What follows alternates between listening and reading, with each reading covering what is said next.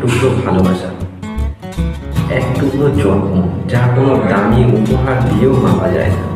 এটা কিন্তু বাস্তব ভাই। তার ভিতরে লুকিয়ে আছে একটা গল্প।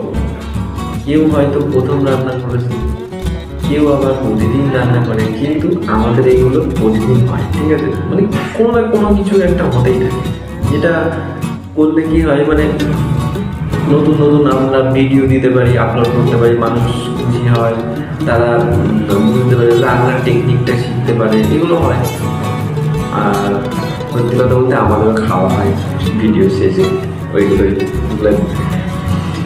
অডিয়েন্স। তো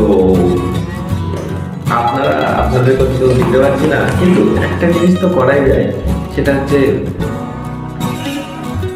আপনার এটা দেখে শিখে নিলেন, ঠিক আছে? আচ্ছা,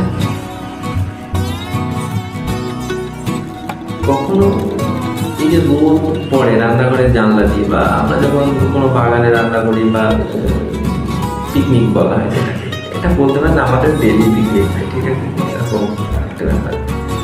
সেই যে মানে প্রকৃতির গরম, একটা উষ্ণতা, রোদ, ঠিক আছে, এগুলো পরে আমাদের এইসব জিনিসের উপরে জীবনটা আসলে কতটাই সুন্দর, মানে এইগুলো অনুভব করতে হয়। মানে আমরা তো মানে স্বয়ং দাঁড়িয়ে অনুভব করি, আপনারা ভিডিওর মাধ্যমে যেন একদম ফুটে উঠছে এইভাবে অনুভব করেন। ঠিক আছে, রান্না কখনো শুধু খাওয়া না, এটা একটা খাবার শিল্প বলতে পারেন।